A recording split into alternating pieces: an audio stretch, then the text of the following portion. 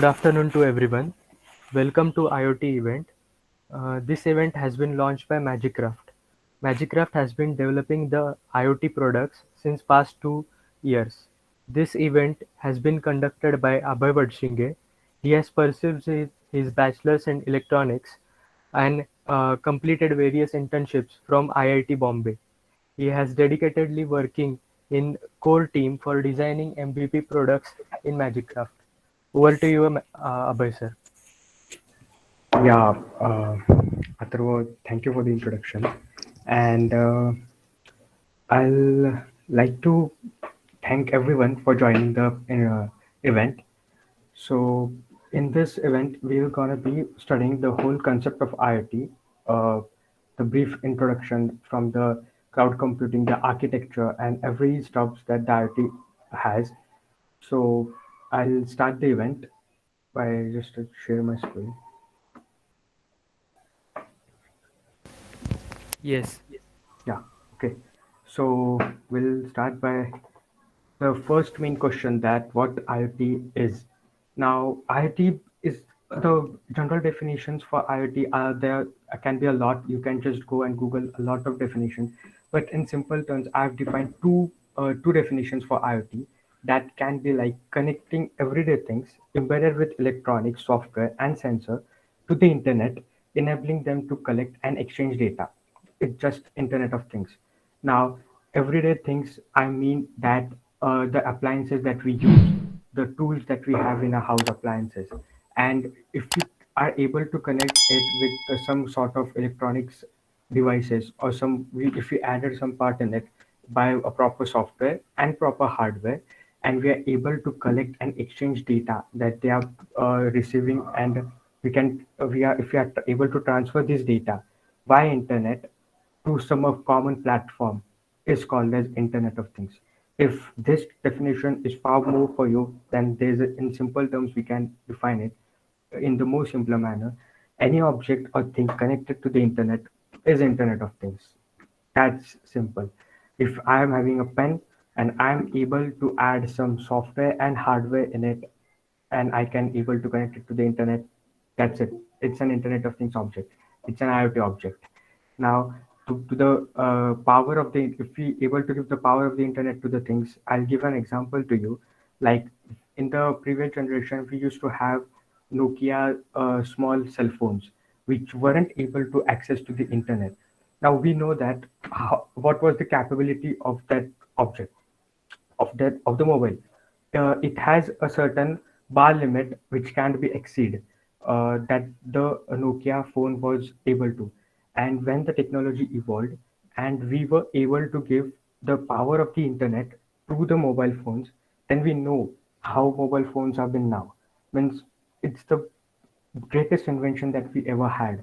Now just imagine that all the other objects around you is connected to the internet. What a world that can be, right? So that's the beautifulness of the IoT technology. Now getting forward, what really IoT is, I'll just explain in an example. Now imagine that we have a internet platform now which is easily viable to everyone. We have an internet platform. We are able to connect. Example, I'll give an example that I am able to connect my home appliances to it. Now I can access to my lights, to my ACs, to my fans, to my door locks, or to some any other stuffs. Now to my refrigerators or any other things. Now these all things can be connected to a common platform, which is internet. Now all these things will transfer some kind of data to the via internet to a common platform, which can be anything. Now, I can just operate it if all the things are on a single platform, then I can operate it by my cell phone, by my desktop, or any other stuffs. This is a one basic example of IoT. Now, all if all these things are on a common platform, now I can connect my car to it to the same platform. If I'm able to connect my house, I can connect my car to the same platform via internet, and I can access to my speed, my location of my car, or my speed, fuel indicator of my car, or the tire pressure of my car, any other stuff that the car has. Now, all this thing on a single cloud platform. That's it. Now, it will be wonderful that all these stuff I can see on my mobile phone. Now, this magical thing just fascinates me and a lot of IoT grads. Why do we need IoT? Now, this question might be asked for everyone, or it can be like why we need an IoT technology? Why do we? Is it really needed, or is it really worth it? Now, I'll give an example. Like there's a patient, and he's admitted in his home. Now, continuous monitoring can be done of a patient if we added some sort of sensors and some sort a proper amount of hardware to his surroundings, and we if we are continuously monitoring the data, and we are transferring that data to cloud, which is a common platform we have created, for example. And at the same time, hospitals are able to see the data of the patient on the same platform by not any actual assistance of the patient being there. Now, if any failure happens in his report, or any critical condition by his some fluids in his heart, or the BP goes high, or any other stuff, so any though the irregularities that can be notified to the hospital or to the doctor, which the doctor was monitoring. Now, as there was any irregularities in it, so the ambulance can be dispatched from the hospital to the patient's house. And in the meantime, when the uh, a patient has been arriving to the hospital, they needed any prescriptions, the medicines, the preparation of the operation theater, or any other preparation that the bed which is needed for the patient can be assigned or can be prepared by the hospital till the time he can arrive. Now it saves a lot of time, and the lot of time efficiency, and it can be save his life if he's in critical conditions. Now, this is the ongoing example that IoT can be explained in the simplest manner. Moving forward, now, to make it more elaborative, I'll say that expanding the interdependence of human to interact, contribute, collaborate to things. Now, expanding interdependence of human, I mean that we are interdependence on each other. Now, if I need something from you, I'll be interdependent on you. Now, I am taking this session, so you are attending it. So it's an interdependence of between the the people and I with me. So it's an interdependence of both the humans.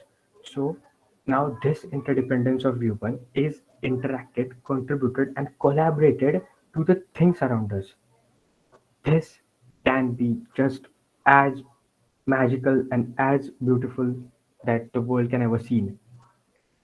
This is this is the main reason that we need IoT.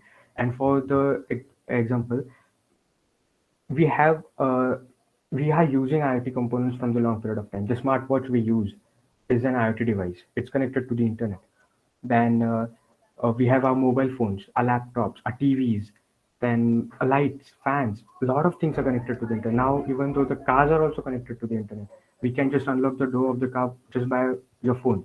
So it's an emerging technology. Now, some of the benefits of IoT.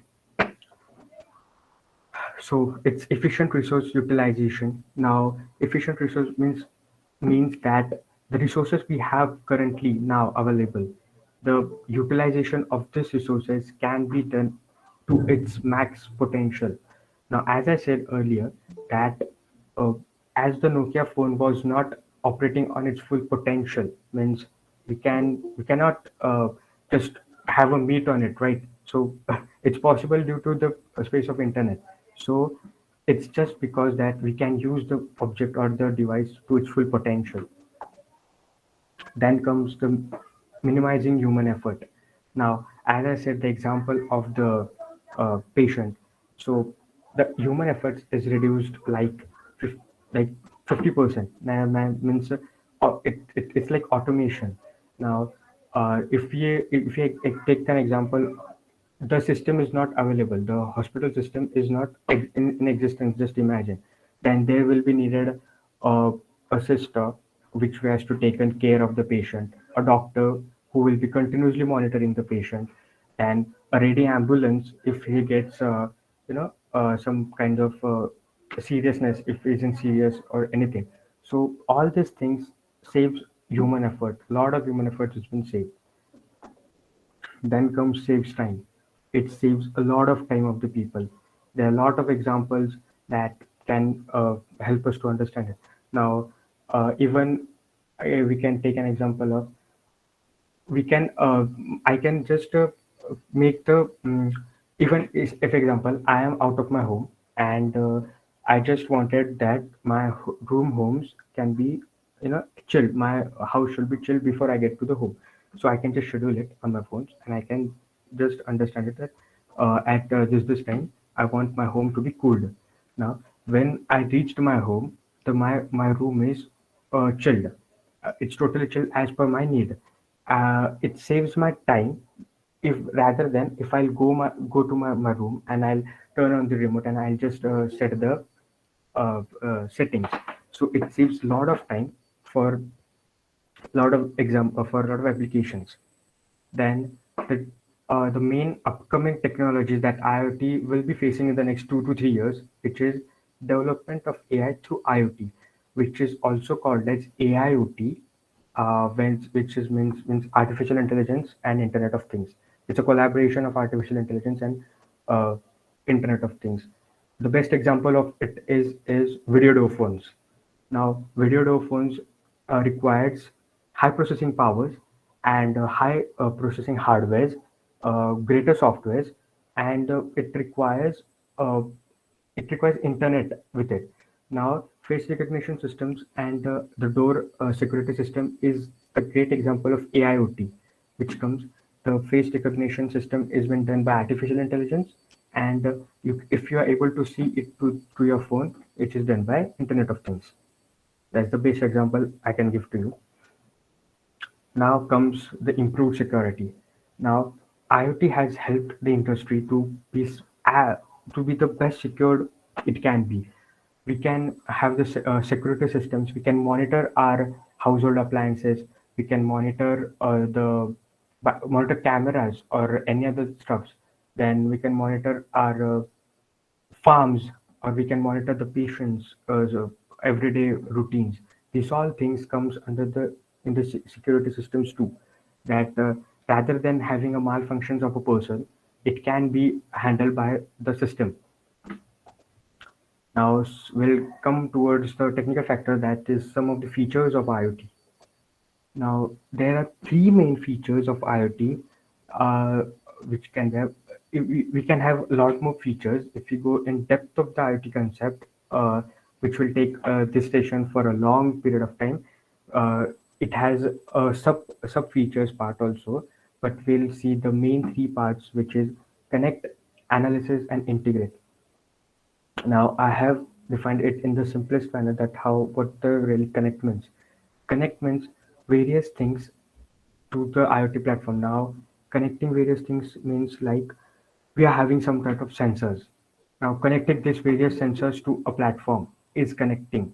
Now, analysis the data collected by that sensor to build to build an data for the business purposes.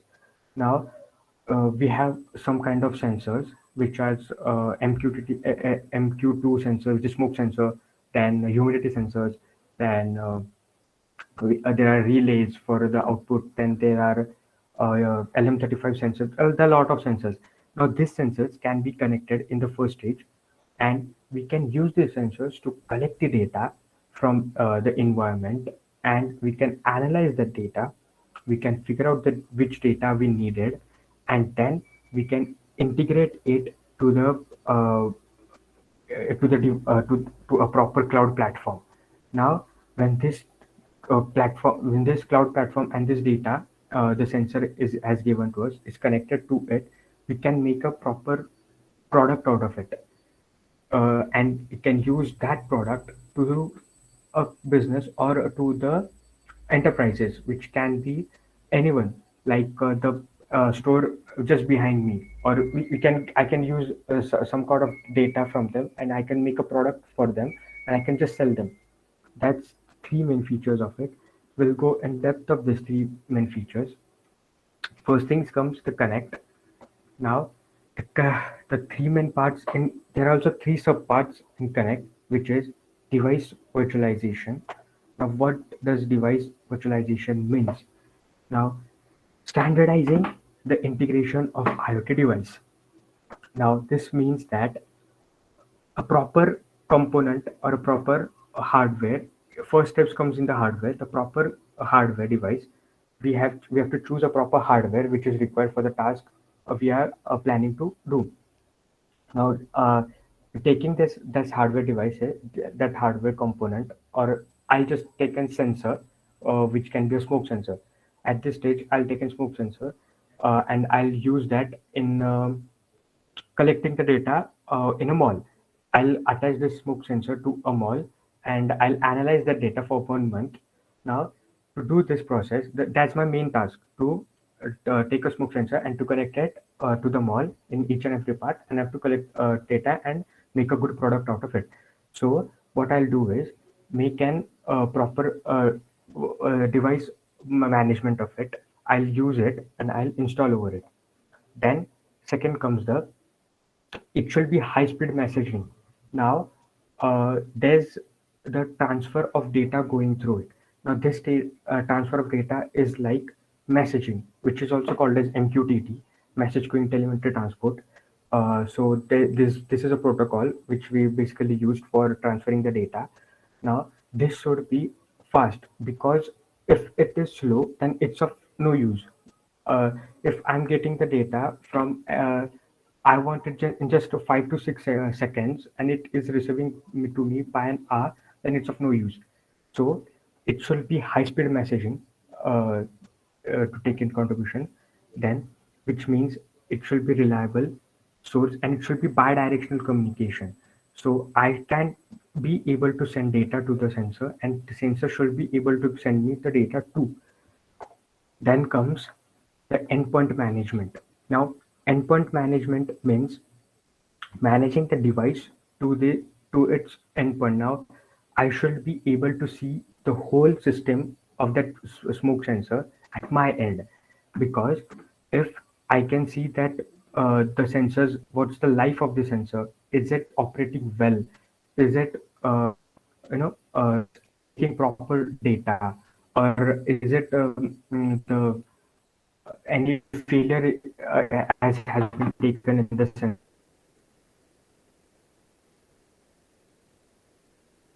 or not? All these things comes under the endpoint management.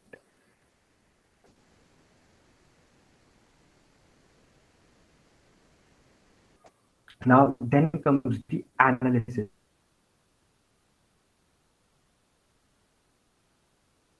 Now, we have received a certain amount of data. Now, filtering of this data means not all the time the data which has been receiving is necessary. We need to filter this data and analyze this data. Now, the data which has been required for me to make a sufficient type of product for the mall will be I'll filter that some of the components of it, that at this time moment the sensor was been sensor detected this, and uh, the fluctuation was this much, this much. So I'll take the limited kind of data and I'll process it. Now, then comes the data enrichment, which is the raw data is extracted from it, and then a algorithm or a program is been made, which can be uploaded or dumped into the hardware or the end of the product. Now, the required data can be used in analysis. After this, all things that this data has been fed into the main in the main and in the product, which will be made at the end of the time. So the extraction of raw data has been done. It's extraction of raw data means data enrichment. Now, event store. Now, we need to store this data.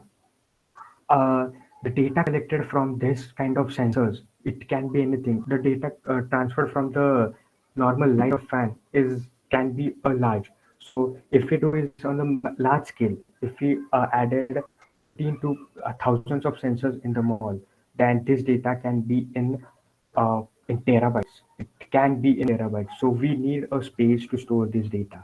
Now it can be Amazon Oracle provides IoT clouds. Then it can be Microsoft Azure, which provides IoT cloud. This can be any of them, or we can create our own server, or it can be our own cloud, which can be way more coster. It costs a lot of money, so we don't go for it.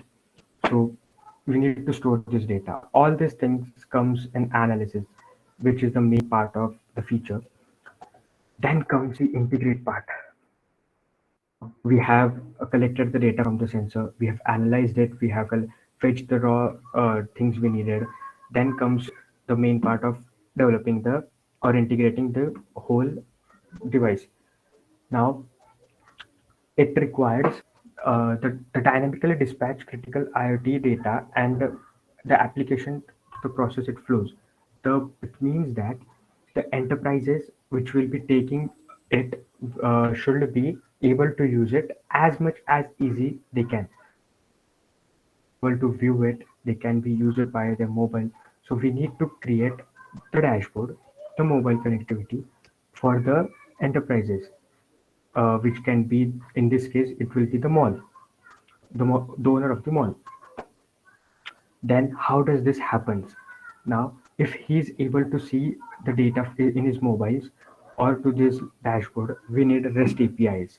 Now these APIs can be fetched and feed into the uh, backend side. All this stuff comes in the backend side, how the data is transferred from the device, which can be laptop or the mobile, to the sensor. All these things can be done by the REST APIs, which can be created by our own APIs has to be created for this, and then this APIs has been fed into the both the sides of the server and the client. Then we should have the command and control of it.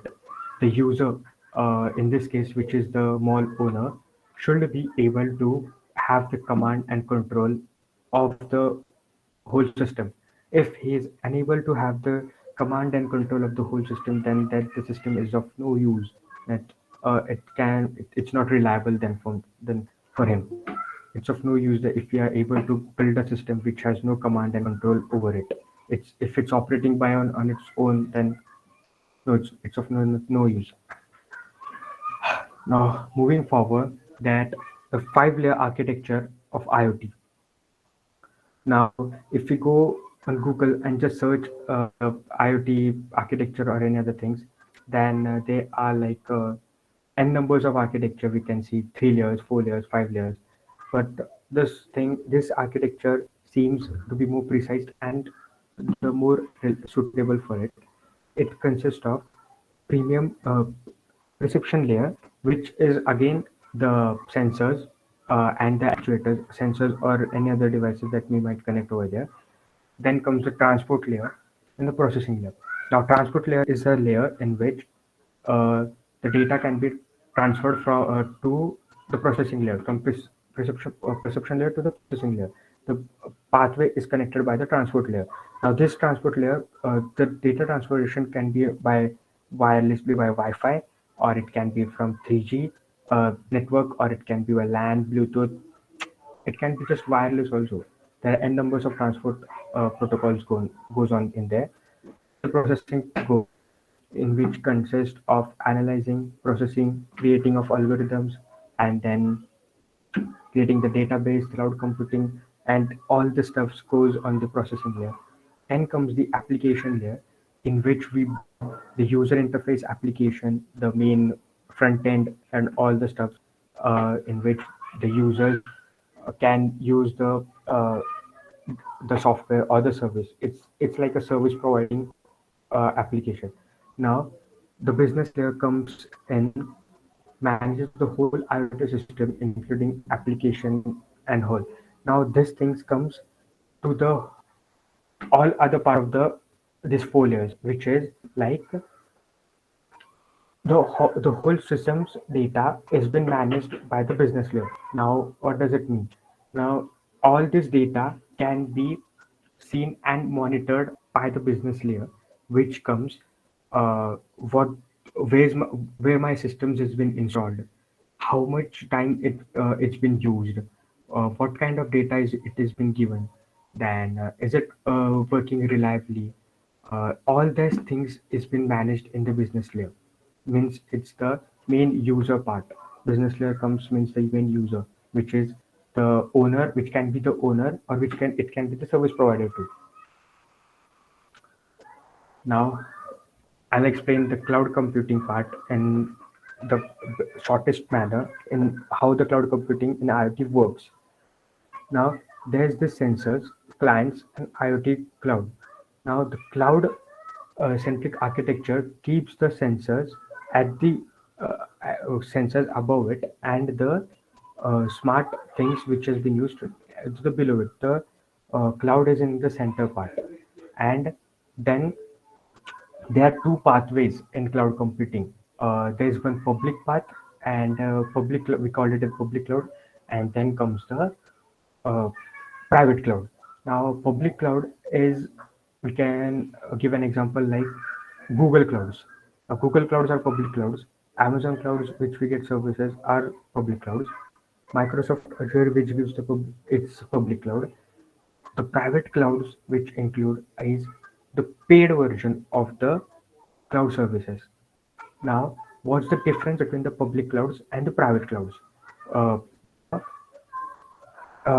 we have a 15 GB storage free available in our Google storage, right? So when we see sometimes that there are some malfunctioning or some delay in it, you know, right? It's not as fast as we needed. So this malfunction is because we use the public cloud or the free cloud. Now, if we take the paid version or the private cloud, then we have the fast connectivity. Now, why? So there's this direct connection between the public cloud and the private and the enterprises. So sorry, the private cloud and the enterprises. There's a direct connection between the both of them. And if you use the public cloud, which is somewhat like here, so there's this whole pathway which has been we have to choose the long route for the connection of our uh, data to be transferred. In private cloud, we have the rights, we have the authority to connect the to the cloud servers directly. In public cloud, we have to go from various parts. It can be from any part. We don't have the access to it from how our data has been streamed.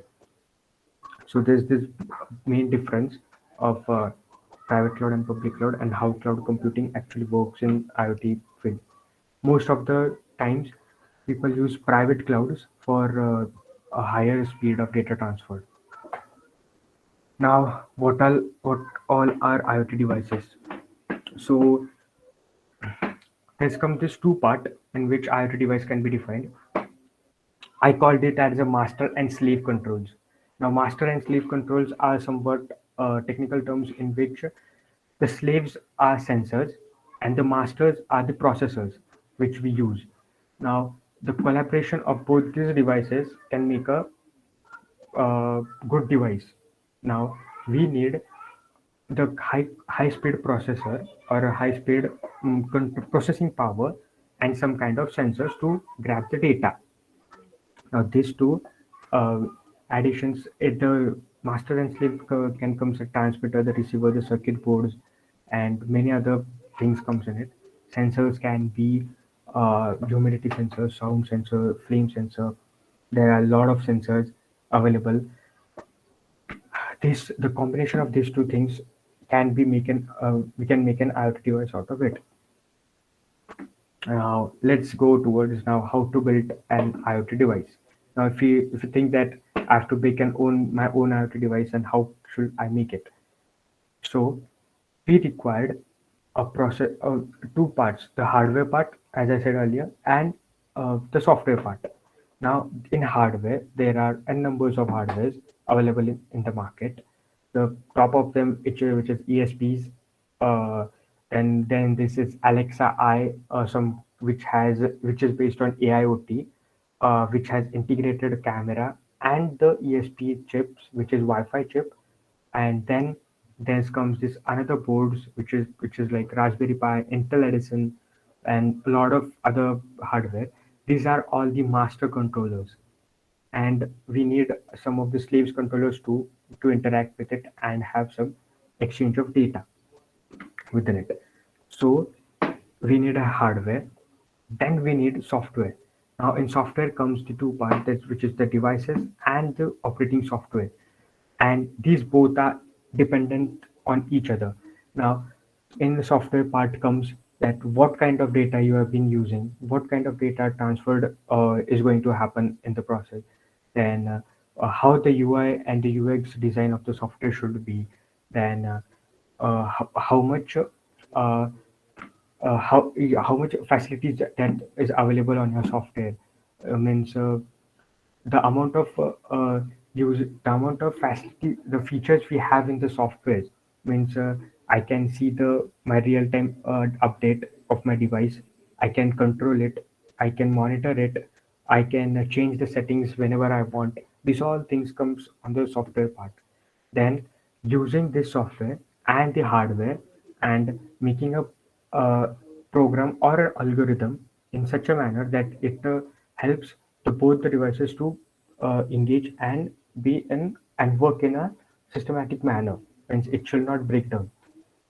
So if you're able to do these both things, then it's your IoT device has been connected, has been you can make your IoT device with it. So let's go towards some of the applications of IoT, which is in industry applications, healthcare applications, farming applications, and security applications. Now, healthcare applications have I've given one example earlier.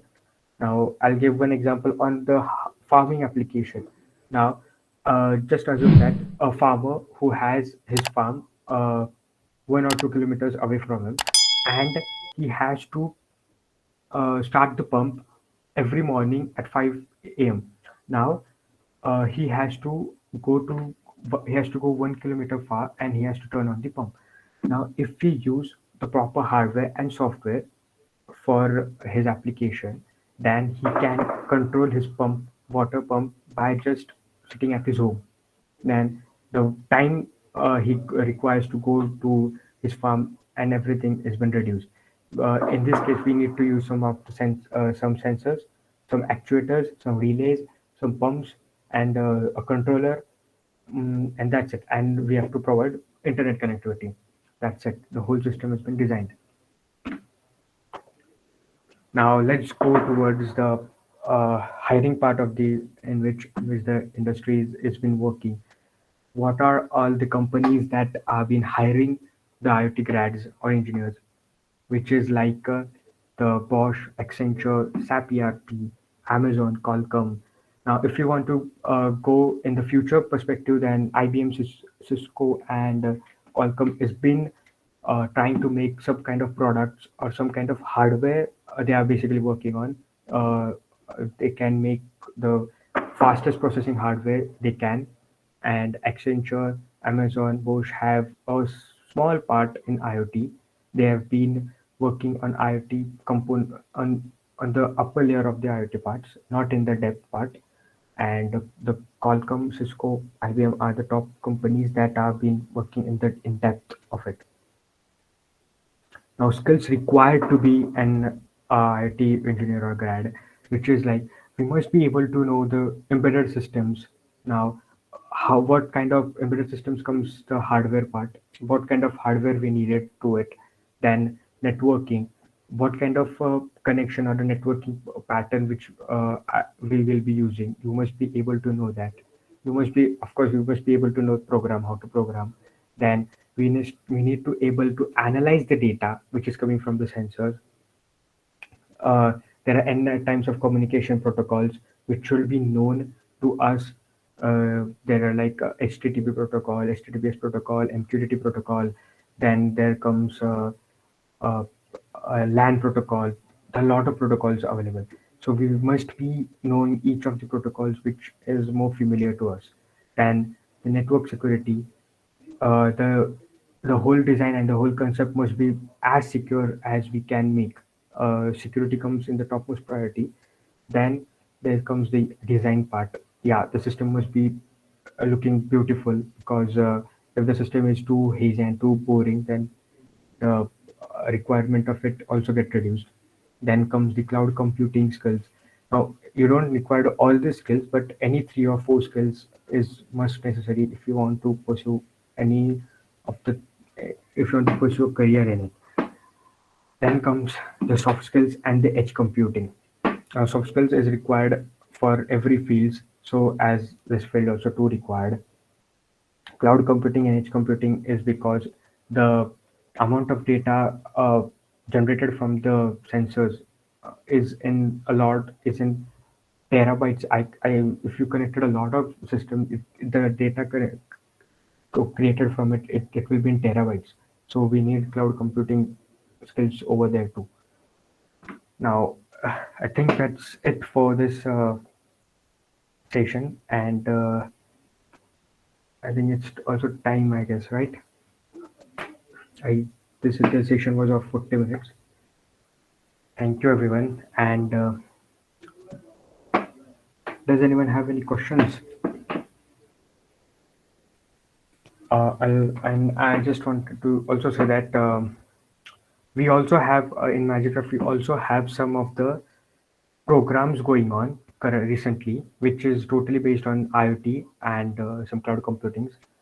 We provide hardware kits to students, and which who wants to enhance their skills, and we teach them to our best that how the IoT, the whole concept of IoT goes, like working on Raspberry Pis, working on ESP32, ESP8266, working on Amazon clouds, Adafruit clouds, and a lot of clouds computing is present over there. So we have some kind of programs which you can just have and take a look. Uh, till now, we have enrolled around 250 students. Then we have collabed with 10 plus universities across whole Pune, and we have attended some 1,000+ hours live sessions around the students. So yeah, if you have any doubt with what Magicraft really is, then that's it. That's all things we do. We have our own automation product, and we have been developing a hardware kit for IoT application from the past 6 months, which will be launched in, I guess, in another 6 months. So yeah, does anyone have any doubt? Uh, can ask.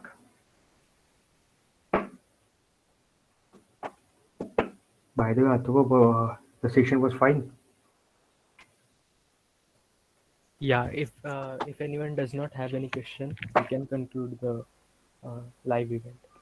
Okay, I'll just stop the sharing then. Wait for 1 minute.